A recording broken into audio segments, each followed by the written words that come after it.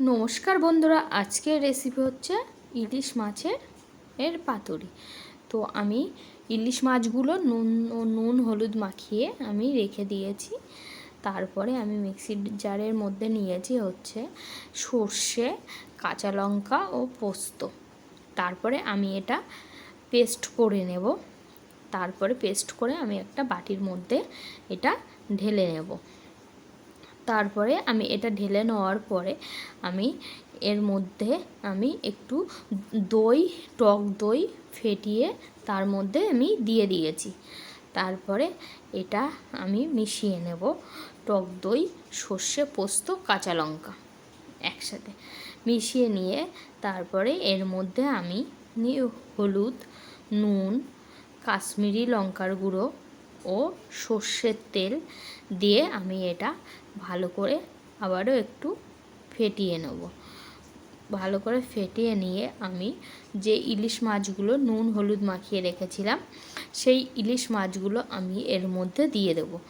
দিয়ে আমি ইলিশ মাছগুলো এর মধ্যে দেওয়ার পরে আমি ইলিশ মাছগুলো ভালো করে এই যে পেস্ট যে মশলাটা বানানো সেই মশলাটা আমি ভালো করে মাছগুলোর সাথে আমি মাছগুলোর গায়ে মাখিয়ে আমি এটা 10 মিনিট মতো আমি 10 মিনিট মতো এটা ঢাকা দিয়ে আমি রেখে দেব। তারপরে আমি এই পাতুরিটা বানাবো আমি চাল কুমড়োর পাতা দিয়ে। এটা চাল কুমড়ো বা লাউ পাতা দিয়েও বানানো যায়। তো এটা লাউ পাতা দিয়েও ভালো লাগে, চাল কুমড়োর পাতা দিয়েও ভালো লাগে। তো আমি বানাবো এটা চাল কুমড়োর পাতা দিয়ে।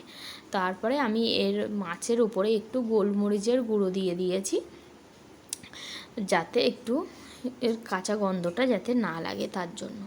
তারপরে আমি এই পাতুরির মধ্যে আমি এই চাল কুমড়োর পাতা দুটো এক জায়গা একটার উপরে আর একটা পাতা একটু রেখে দিয়ে আমি এরপর এই ইলিশ মাছের যে মশলা মাখিয়ে রেখেছিলাম সেই ইলিশ মাছটা আমি পাতার উপরে নিয়ে এর উপরে একটা কাঁচা লঙ্কা দিয়ে আমি এই পাতাটা সুতো দিয়ে আমি এটা মুড়ে বেঁধে নেব। এইভাবে আমি চারটে এইভাবে করে নেব। নিয়ে তারপরে আমি কড়াইতে তেল দিয়ে এর মধ্যে সর্ষের তেল দিয়েছি, দিয়ে এবার গ্যাসের ফ্লেমটা আস্তে দিতে হবে। আস্তে আস্তে এটা 5 মিনিট মতো এপিঠ ঢাকা দিয়ে ভাজা হবে। 5 মিনিট মতো এপিঠ আমি ঢাকনা দিয়ে ভেজে নেব।